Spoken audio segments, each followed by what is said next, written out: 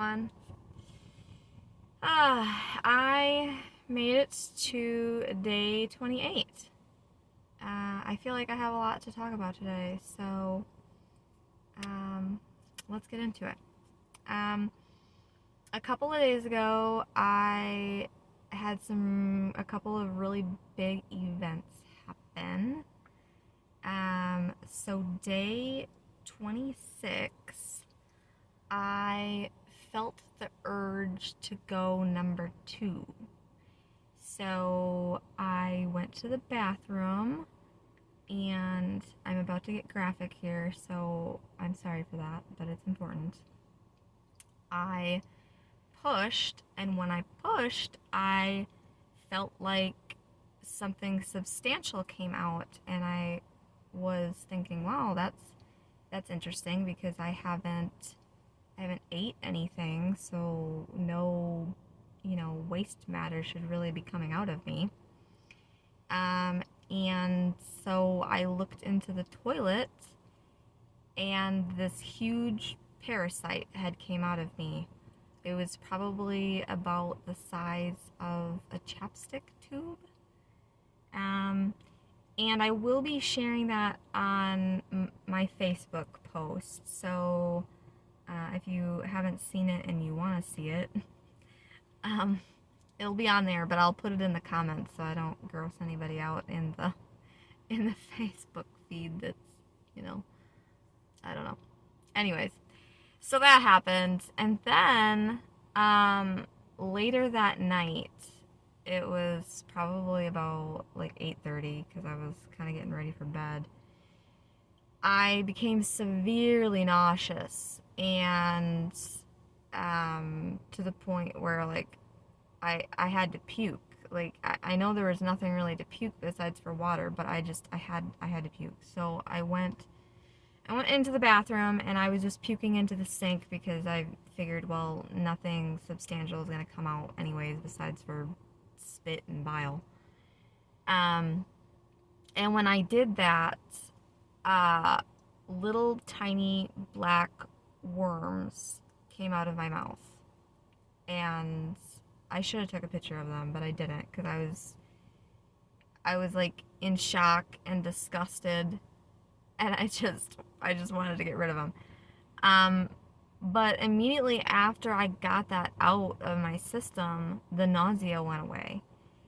And I felt 10 times better. I drank some water, and then I went to bed. And yeah, so that was really, I mean, I'm still kind of in disbelief. Like, some of the things that happen when you're detoxing is just like, wow, did that really happen? So, anyways, I did want to mention, because on one of my Facebook posts, I had mentioned that I was going to switch to a juice fast versus a water fast.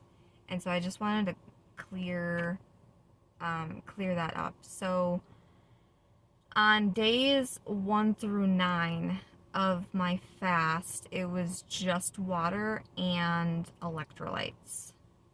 And well, I say electrolytes, but really I take liquid minerals, and the liquid minerals that I take have almost every single mineral that the body needs, and I feel like that is better than just taking your standard electrolyte that just has like potassium, magnesium, and I also like I don't like putting salt in my water. Like, I don't want to drink salty water. And so, anyways, I buy the liquid minerals. They're called Morningstar minerals, and I get them off Amazon. I get the big, like, gallon-sized jug, and I add them to my water. So, days 1 through 9 were just water. Days 10 through 24, I was drinking water plus about 8 ounces of fresh juice. And then I decided on day 25 to go back to just water. And I'm going to do just water until I finish out my fast to day 40. So, I just want to like preface that when I had that episode on day 26 of vomiting those little tiny black worms, there was nothing in my system besides for water. Like I did not have any juice in my system, so it wasn't juice pulp or anything like that. And they were black, so you know, it. I find that hard to believe. Like there just wasn't anything in my stomach. Um. So yeah. Now that I've reached day 28, physically it is getting harder to go on in the sense that I get tired very quickly, very easily. If I go up a flight of stairs, I am completely winded, like completely. Um, so it's just part of it. Like, my body is going through a lot. My body is purging. Um, my body is using up its fat stores instead of glucose, and I'm really putting it through a lot. So I just have to be gentle with myself. I'm not pushing myself to do anything super physical. I just kind of sit around and walk around my house and walk around Walmart for a little bit. That's basically about it. But the biggest positive from this, now that I've hit the 28 days, is my mental shift. And it's kind of hard to explain, but I'm going to do my best. But basically, I have been a food addict my entire life. Since I was a child, I went through some things that were very traumatic for me, and I used food as a coping mechanism. And because you're so impressionable as a child, using food as a coping mechanism was just ingrained in me. And so now as an adult, anytime I'm under stress, anytime I'm upset, even when I'm happy, like I get extremely either excited to eat, or I have this gnawing feeling like I just want to eat to make myself feel better and to fill some kind of void. And unfortunately, when that happens, I'm not reaching for a bag of carrots. Like, I go for, like, cookies, chips, fast food, sugary drinks, all of the things that are detrimental to your health. And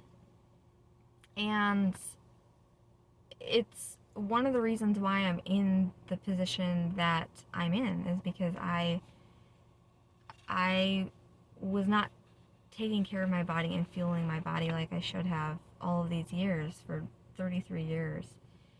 And it's like food addiction is an extremely hard thing to overcome, because in some regard you have to eat, and it's a major societal thing. Like, any kind of holiday or celebration revolves around food. You go to meet a friend, and what do? You go to the coffee shop, or you go to a restaurant to catch up, and it feeds into that food addiction. And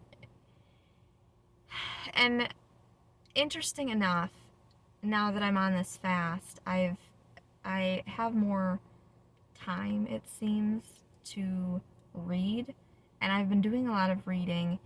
And the book that I'm reading now is called Wheat Belly, and I forget who it's by. But essentially it goes over how wheat is extremely detrimental to our health, and it is linked with cancer, with heart disease, with autoimmune diseases, all kinds of different ailments. and it's a very interesting read. I really encourage you to read it if you have food addiction, if you just struggle to eat healthy or you think you're eating healthy, because I honestly thought that I knew how to eat healthy, I just wasn't doing it. But now that I'm reading this book, I really see the flaws in some of my thinking and some of my logic, and it really is a game changer for me mentally, because it has allowed me to shift into this I don't know, this thought process that once I come off this fast, I'm going to be able to sustain healthy eating, and that I truly want to, and that I'm going to be free of my food addiction, because I connected the dots of like how unhealthy certain foods are, and how I just, it's a non-negotiable. Like, I need to stay away from them if I want to have health, and I want to be healthy, and if I want to live. You know, I want to live and be happy and thriving more than anything else, because I want to be here for my kids. I want to be here for my husband. And I want to be here for myself. I feel like I don't exactly know what my purpose is yet. Maybe I never will. But I feel like the Lord has called me to do some sort of amazing thing, and I need to fulfill it. And in order to fulfill it, I need to be here to do it. And so anyways, I encourage you to read the Wheat Belly book. To me, it's been life-changing. It really has. And I'm really excited to end this fast, because at the end of this fast, I will be doing a ketogenic diet. And I know a lot of people think of ketogenic diet as a fad diet. I don't view it like that at all. I think that it's a very sustainable way of eating. It's just, you need to break your food addiction with unhealthy foods, and the unhealthy foods are the ones that are not ketogenic, and that's just how it is.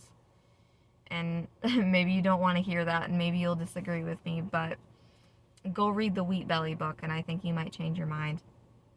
But I will be focusing on meat and veggies primarily. That's going to be my diet. And interesting enough, when I ended my 25-day fast, all I wanted was meat and eggs and vegetables. Like, that was the only thing that my body could tolerate. Like, I tried to eat certain things. Like, I ate an apple once, and it tasted like straight chemicals. It was so disgusting. Like, I couldn't finish it. And then I tried peanut butter, and I had almost an allergic reaction to peanut butter. And I'm not allergic to peanut butter, but it just like did not agree with my system after that 25 days. And then I had bread, and that tasted like straight chemicals too. Like, it was so disgusting. And it's just amazing how, you know, when you cut out everything for like long periods of time, how your body just intuitively guides you to what's good and what's not.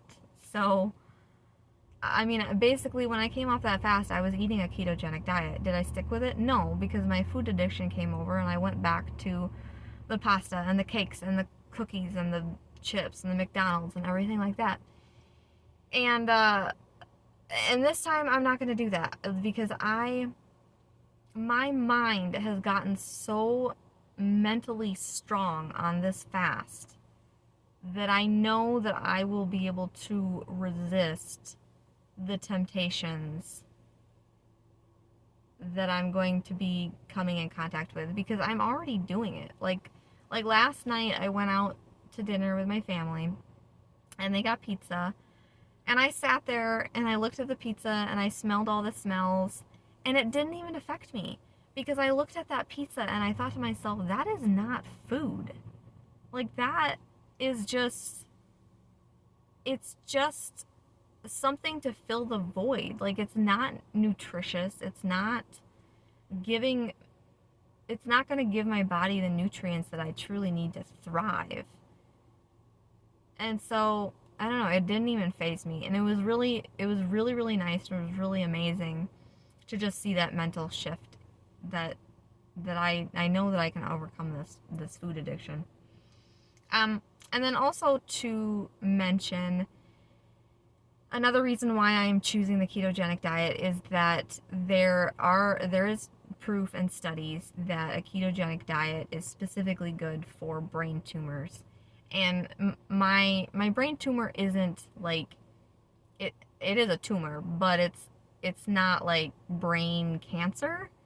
It's brain metastasis, so I don't know, it might be slightly different, but nonetheless, I have a tumor in my brain, and so I am sticking with the idea that a ketogenic diet is the best for my specific circumstance, because I have a brain tumor. And so my hope is that through fasting, I will shrink the tumor, and the ketogenic diet will sustain the tumor shrinkage, basically, in between when I'm fasting and not fasting, because obviously I can't fast indefinitely. I have to take breaks. So anyways, that's my plan. So I guess that's the update. I can't think of anything else that I need to add at this point, but I don't know, I'm feeling good. Like, I feel tired, when I like exert myself and walk too much. But besides for that, if I'm just sitting, I feel like I have tons of energy. I don't know, it's kind of trippy. Like, I have energy, but yet I don't. So yeah, I'm really excited to hit that 30-day mark, because I feel like, I don't know, 30 days is like a really good feat in itself. And then after that, I only have 10 more days. And then I'll be breaking my fast with eggs. I think I already prefaced that in a different video. But I think when I do break my fast, I'm going to record it and make a video for you guys. I don't know. I don't know how many people are going to want to watch me eat eggs, but I'll do it anyways. And I don't know, maybe in a couple of years I'll just like watch the video and look back on it and be like, oh, I was so excited about eggs. But yeah, anyways, this is getting long-winded and I'm just talking in circles. So that's the update. I'll see you in a few days. Bye.